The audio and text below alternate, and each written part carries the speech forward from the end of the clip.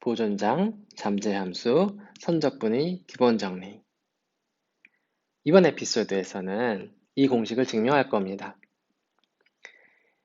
어떤 벡터장 f가 주어져 있을 때 f가 만약에 어떤 스칼라 함수의 기울기 벡터가 되면 이 스칼라 펑션을 f의 포텐셜 펑션이라고 합니다.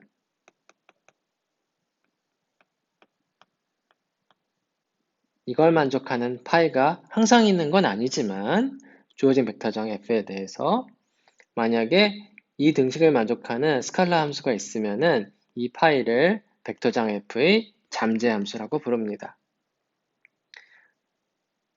두 번째, 어떤 유한곡선 위에서 기울기 벡터장을 선적분하면은 이 유한곡선에 출발점과 도착점이 있을 텐데 출발점과 도착점에서 함수 값의 차를 구하면 그 녀석이 바로 선적분 값이 됩니다. 미분한 걸 적분하면 이 녀석 파이의 함수 값의 차이만 계산하면 됩니다. 그러니까 적분을 적분하지 않고 함수 값의 차로 나타낼 수 있다는 아름다운 공식입니다. 이걸 증명해 보겠습니다. 방금 얘기한 이 공식을 어떤 책에서는 이렇게 표시를 해요. 예를 들어서 간단한 유형인데요. F가 Rn에서 정의된 벡터장이고 1급 벡터장이라고 합시다. 그랬을 때 어떤 매개화되는 곡선이 C1이에요. 그러니까 이 매개화되는 곡선이 1급 함수고요. 피스와이즈 1급 함수고요. 그러면은 물론 여기서는 여러분들은 편의상 그냥 피스와이즈 무시하시고 그냥 1급 곡선이라고 이해를 해도 좋습니다. 그런 경우에 이 매개화된 곡선 C를 따라서 F의 기울기 벡터장 그레디언트 F를 선적분을 하면은 도착점과 출발점에서의 함수 값의 차이만 구하면 된다는 거예요. 이게 무슨 얘기냐면은 Rn상에 어떤 곡선이 주어져 있어요. 도착점이 있고 출발점이 있죠. 출발점은 뭐냐면은 A에서의 함수 값이고요.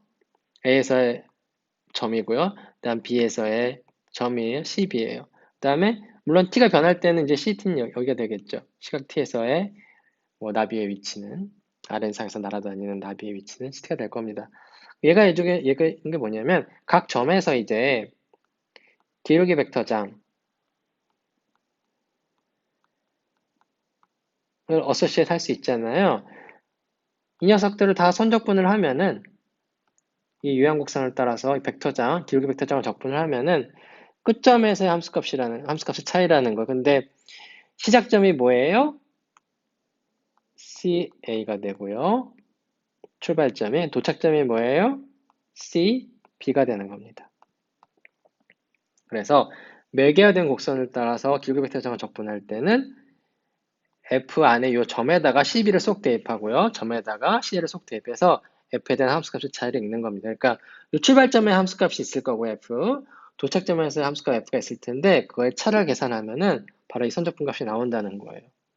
왜 이런 일이 벌어지는지 증명하는 거는 굉장히 간단합니다.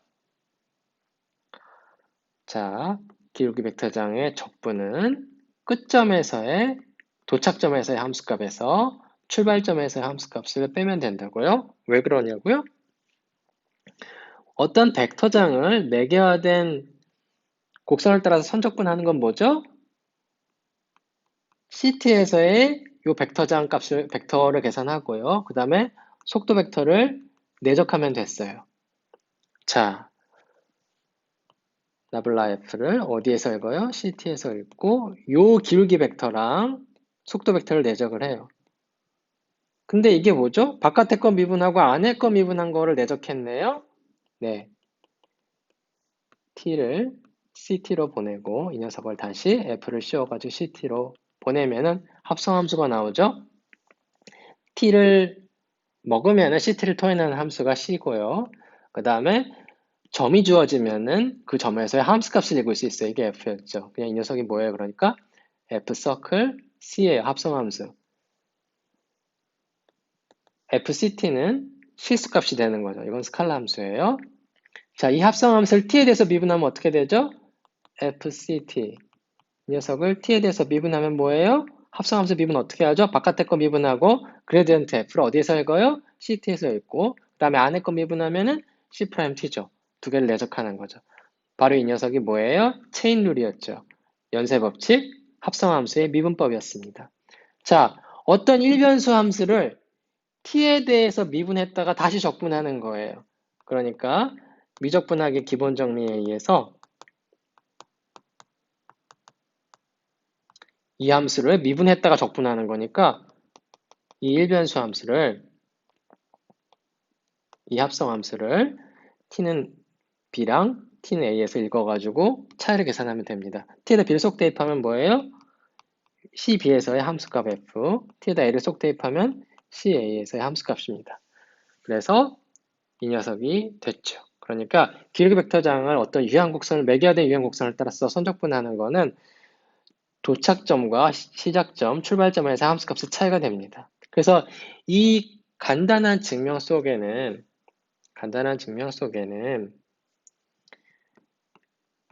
벡터장을 유향곡선을 따라서 적분하는 개념을 이해해야 되고요. 그 다음에 두 번째 항등식에서는 연쇄법칙을 썼고요. 체인룰을 썼고요. 세 번째 등식에서는 미적분하기 기본 정리를 썼습니다. 네 번째에서는 합성함수의 정의를 이해해야 됩니다. 그래서 만약에 이 등식을 내가 지금 이해했다고 치면은 필요한 개념을 모두 이해한 겁니다.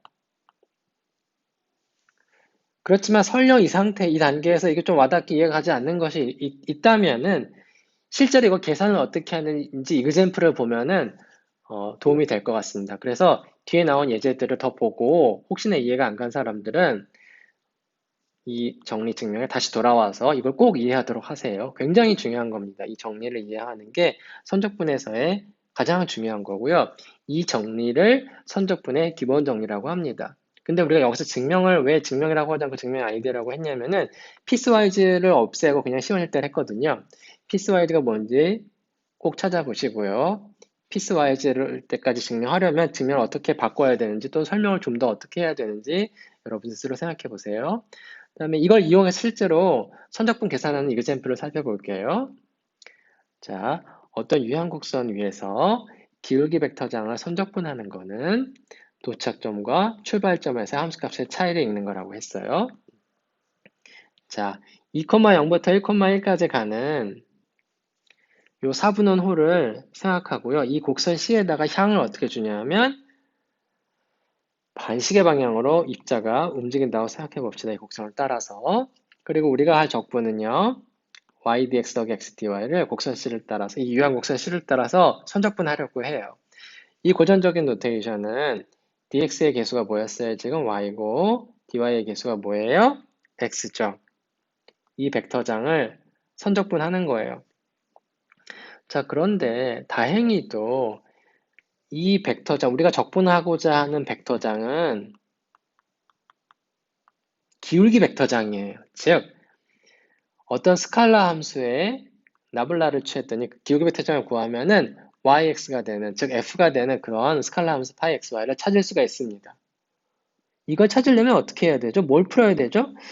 그러니까 나블라 파이라는 거는 파이를 x로 편미분하고 파이를 y로 편미분해서 모아놓은 거잖아요. 근데 이게 뭐가 되길 원하는 거예요? 이게 F가 되길 원하는, 캐피탈 F가 되길 원하는 거죠? 이게 Y하고 X가 되길 원하는 거거든요? 이 얘기는 X로 편미분했더니 Y고, Y로 편미분했더니 X가 되는 그런 스칼라 함수를 찾고 싶어요. X로 편미분하면 Y가 되고, Y로 편미분하면 X가 된다?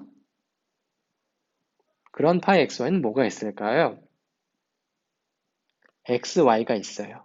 그러니까 XY라는 함수를 X에 대해서 편미분하면은 y는 상수 취급하는 거잖아요. 그러니까 이거 x에 대한 1차 함수인데 x로 미분하면 그냥 y가 남는 거죠. 일단 마찬가지로 x, y를 y에 대해서 편미분하면 x가 나오죠. 그러니까 xy를 x로 편미분했더니 y가 나오고 y를 편미분했더니 x가 나오네요. 그래서 벡터장 F는 잠재함수를 가져요. 무슨 얘기냐 하면은 파이 xy를 xi로 치면은 이거의 기울기 벡터장이 정확히 F가 되는 겁니다. 그러니까 이거를 식으로 쓰면은 이렇게 표현할 수 있을 거예요. 아하, 이 유한곡선 C를 따라서 결국 xy의 기울기 벡터장을 적분하는 거예요. 근데 아까 뭐라 그랬냐면은 이 선적분의 기본 정리에 의하면은 기울기 벡터장을 선적분하는 거는 이 유한곡선의 도착점에서의 함수값과 출발점의 함수값의 차이예요. 자, 출발점은 뭐예요? 2,0이죠. 도착점은 뭐예요? 1,1이에요. 근데 파이 xy가 뭐예요? 파이 x, y가 뭐예요? 그냥 xy죠? 두 개로 곱하면은 파이 값이 나오는 거예요. 1하고 1을 곱하면은 1이고요. 2랑 0을 곱하면은 2 곱하기 0이죠? 0이에요. 이건 0이고 이건 1이죠? 그러니까 차이는 1이 돼요. 그러니까 지금 무슨 짓을 한 거냐면은 이 곡선 C를 매개화를 찾지 않았어요. 이거 코사인 사인 디번버기 되게 왜 해서 이거 xt, yt를 해가지고 코사인 사인 t를 아까 썼었잖아요. 그렇게 해서 계산할 수도 있지만 그런 거 안 해도 된다는 거예요. 중요한 거는 2,0에서부터 1,1까지 어떻게 가느냐가 중요한 게 아니라 출발점과 도착점이 뭔지만 알면 돼요.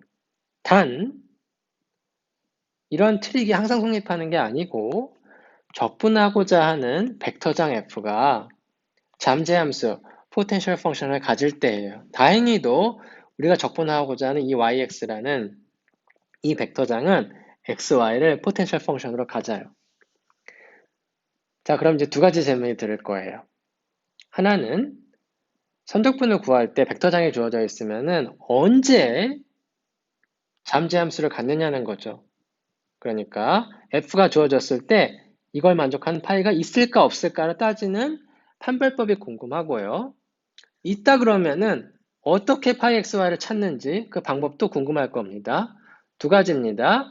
주어진 벡터장 f가 포텐셜 펑션 파이를 갖느냐 안 갖느냐 판별법. 그 다음에 가지면은 그런 파이를 어떻게 찾느냐. 그게 두 번째 문제가 되겠죠. 어떻게 하면 될지 여러분 고민해 보십시오. 모든 벡터장 f가 포텐셜 펑션을 갖는 건 아니에요. 어떨 때는 갖고 어떨 때는 갖지 않습니다.